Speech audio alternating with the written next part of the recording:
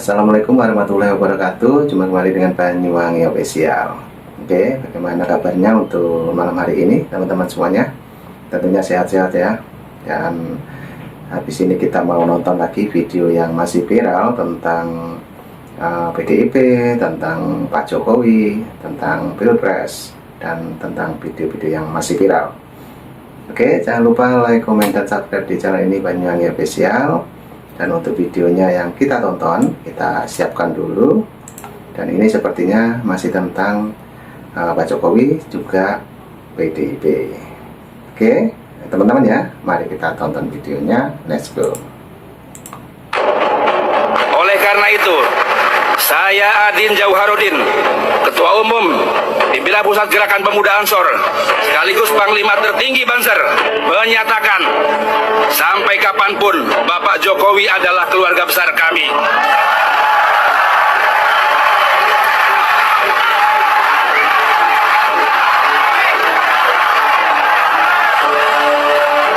Maka siapapun yang menyakitinya dan keluarganya, maka sama saja dengan menyakiti kami, keluarga Bansor Ansor seluruh dunia.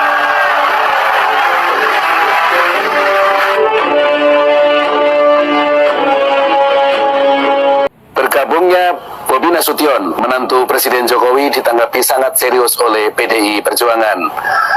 Sampai-sampai Sekjen DPP PDI Perjuangan Hasto Kristianto angkat bicara. Tidak saja menyampaikan bahwa memilih partai politik adalah hak dari warga negara, Hasto menyampaikan bahwa ada dua motif orang bergabung dengan partai politik. Apakah itu karena idealisme atau karena kepentingan politik sesaat untuk kekuasaan? Hasto seakan masih tidak rela Bobi Nasution hengkang dari partainya. Siapkah PDI Perjuangan berhadapan dengan Bobi Nasution, sang menantu Presiden Jokowi, dalam Pilkada Sumatera Utara? Siapakah kader yang akan diusung oleh PDI Perjuangan untuk menghadang sang menantu Presiden? Mari simak bersama. Nah, itulah teman-teman ya yang kita tonton. Juga tadi ada tentang Bobi Nasution, yaitu menantu dari Bapak Joko Widodo ataupun Bapak Presiden kita. Oke, bagaimana tanggapannya? Nanti kita tulis komentarnya. Dan untuk videonya masih panjang, kita tonton lagi teman-teman. Angka itu kalau dianggap itu salah, saya rasa rakyat Indonesia itu udah nggak terima di mana-mana. Ada yang nggak puas, tapi segelintir orang aja. Jauh lebih banyak yang puas gitu loh. Saya sepakat kalau misalnya kebijakan-kebijakan itu yang dilakukan itu nggak benar gitu ya. Jokowi terlibat, mainkan MK keputusan itu kemarin dihadirkan menteri malah menjelaskan, betul nggak Pak? Ya kan? Bagaimana bahwa anggaran itu orang DPR semua ada partai kok, termasuk nomor 1, nomor 3 ada partainya. Semuanya setuju dengan anggaran itu. Jadi persoalannya juga kita masih objektif. Kalau ada yang bagian seperti Mas yang nggak setuju, saya terima bagian demokrasi. Tapi sorry, jangan mengatasnamakan rakyat Indonesia. Apalagi mayoritas rakyat Indonesia. Saya nggak setuju itu. Ya, ini dengan segala hormat Bang. Demokrasi beda pendapat. Saya dengar Abang sering banget menggunakan banyak yang suka seakan-akan itu hal yang menggambarkan kebenaran gitu. Karena kalau Nah, ini obrolan yang seru teman-teman ya. Oke, kita tonton lagi videonya. Let's go. banyak Percaya. enggak, tidak Percaya. Saya tidak percaya. Kenapa? Nah, banyak yang percaya karena pertanyaannya adalah percaya nggak? Oke, banyak yang percaya, banyak yang suka, apapun itu, likability, electability, apapun itu. Ya. Kalau banyak yang suka, banyak yang percaya jadi patokan, saya khawatir karena banyak yang suka, banyak yang percaya, banyak yang mengkonsumsi, banyak yang memilih. Tidak berarti apa-apa. Dengan segala hormat Bang, situs paling banyak disukai di Indonesia adalah situs porno. Itu tidak menggambarkan apa-apa. Dipercaya. Ya mungkin dipercaya. Saya nggak tahu apakah dia dipercaya. Makanya karena kamu nggak tahu, saya kasih tahu ukurannya percaya. Kita nggak bisa benar-benar mengambil itu kalau misalnya Kamu, ada. kamu juga termasuk yang nggak percaya sama survei berarti? Enggak, saya nggak tahu Saya nggak ketika betul, orang Pak. terpilih. Saya nggak tahu ketika Gibran terpilih adalah karena dipercaya atau karena disukai atau karena percaya pada bapaknya. Itu saya nggak tahu. Dipercaya. Datanya jelas. Tadi saya bilang sama anak-anak, buka kok datanya semua survei. Jauh di atas Mahfud, Pak Mahfud, dan jauh di atas Mas Muhaimin. Itu jelas kok orang. Kalau ada bagian-bagian yang nggak setuju, yang memang nggak terima itu bagian aja, tapi jangan klaim mayoritas rakyat Indonesia. Itu udah demo-demo di mana-mana, udah apa segala macam. Kalau keputusan MK itu tidak dipercaya. Kan demokrasi, tentang politik dinasti dan seterusnya, ini kan sifatnya kualitatif dan hanya dikonsumsi tidak banyak orang, hanya orang yang engage ya dengan politik, hanya mereka yang terkait dengan isu-isu demokratisasi, kelompok-kelompok aktivis. Ini nggak ada kaitannya dengan popularitas dan elektabilitas. Karena Ini jelaskan ke masyarakat dong. Kalau Anda berkeyakinan kayak begitu, kamu punya banyak forum, banyak pengikut, yakinkan masyarakat dengan pendapat kamu berdua. Supaya rakyat juga jadi nggak milih Prabowo sama Gibran. Kan gitu juga. Selama ini bukannya begitu. Iya, dan Tapi kan rakyat tetap percaya sama Prabowo Gibran juga. Berarti nggak percaya sama kamu. Awal runtuhnya partai besar. Partai Menjadi titik fokus kita teman-teman ya, penjelasan dari saudara kita yang lagi ngobrol santai itu barusan kita dengarkan, dan bagaimanapun kita masih saudara teman-teman ya, kita ambil hikmahnya saja. Oke, jangan lupa like, komen, dan subscribe di channel ini Banyuwangi Official, dan kita play lagi untuk videonya. Mari kita tonton. besar pertama yang punya potensi besar untuk runtuh adalah P3. Partai Persatuan Pembangunan atau P3 adalah salah satu partai tua di Indonesia. Didirikan tahun 1973, P3 pernah berjaya di masa Orde Baru ketika hanya ada 3 partai pada masa itu. Tetapi dengan berjalannya waktu, P3 terlihat tidak mencoba mereformasi diri menghadapi kompetisi dari banyaknya partai saat ini. Sejak reformasi, suara P3 itu terus turun. Dari 11 juta suara di tahun 1999, 5 tahun kemudian P3 turun menjadi 9 juta suara.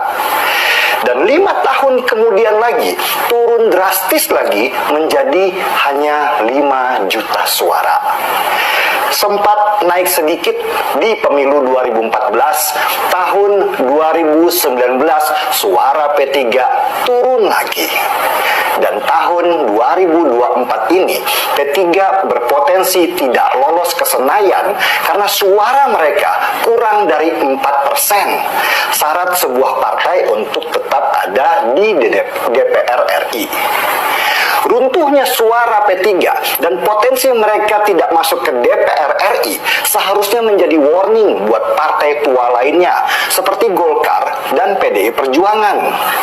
Tetapi rupanya Golkar sudah mulai berbenah diri sejak lama dan mulai melakukan reformasi di internal mereka dengan merekrut anak-anak muda di pemilihan legislatif sehingga suara mereka naik di pemilu 2024 ini. Apa yang terjadi pada partai P3 sekarang, ini juga bisa terjadi pada PDI Perjuangan. PDI Perjuangan dulu dikenal sebagai partai yang militan, partai anak muda dengan semangat yang kuat untuk bertarung di dunia politik dengan simbol Megawati sebagai bentuk perlawanan. Tetapi semakin ke sini, PDI Perjuangan semakin terlihat tua, gemuk, dan lamban. Apalagi simbol PDI Perjuangan yaitu Megawati semakin bertambah usia dan akhirnya dipersepsikan sebagai partai nenek tua yang jelas nggak menarik buat anak muda untuk bergabung di dalamnya. Apalagi figur-figur di PDI Perjuangan juga banyak figur-figur tua yang bukan representasi anak muda. Sehingga membuat banyak anak muda lebih memilih Golkar karena Golkar lebih banyak merekrut anak-anak muda untuk menguasai Senayan dan juga menjadi kepala daerah.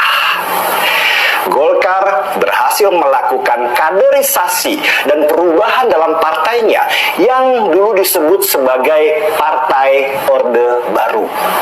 Suara Golkar naik signifikan di pemilu 2024 ini dan meraih posisi nomor 2 sesudah PDI Perjuangan yang suaranya menurun. Situasi ini seharusnya bisa dijadikan warning buat PDI Perjuangan. Bisa jadi kalau PDI Perjuangan tidak melakukan rebranding dan repositioning dari sekarang, maka suaranya akan terus menurun sampai bisa hilang seperti P3 di 20 atau 30 tahun mendatang. Sebagai alarm saja nih, untuk Pilgub DKI sekarang saja, PDI Perjuangan masih mengajukan figur kader yang itu aja yang punya potensi seperti Risma yang juga sudah dianggap tua. Padahal pemilih di DKI Jakarta sudah diisi oleh anak-anak muda yang progresif dengan sudut pandang berbeda dari orang tua. Kenapa PDI Perjuangan gak berani mencalonkan darah segar seperti Once Mekel misalnya sebagai calon gubernur, penyanyi yang berhasil menumbangkan nama-nama besar seperti Masinton, Enrico, dan lain-lain di pemilu 2024 kemarin? Butuh keberanian yang luar biasa buat partai sekelas PDI Perjuangan untuk mencetak kader-kader baru dan berkelas di pentas politik daerah dan nasional. Jangan sampai para politisi tua keenakan duduk dan gak mau berganti, sehingga nama partai semakin lama semakin merosot dan pada akhirnya mati. Seperti kata pepatah, tidak ada yang abadi kecuali perubahan itu sendiri. Nah, oke, benar sekali. Dan itu tadi yang kita dengarkan, kita sampai serius. Jadi bagaimana menurut teman-teman semuanya yang sudah menonton dari awal sampai akhir? Apabila punya kritik dan saran, silakan tulis di kolom komentar saya. Oke, jadi itu dulu yang kita tonton malam hari ini, dan semangat terus untuk penonton setia Banyuwangi Official, dan nanti juga ada video lagi, tunggu saja untuk up berikutnya. Oke, terima kasih semuanya. Assalamualaikum warahmatullahi wabarakatuh. Sampai jumpa. Thank you. Bye bye.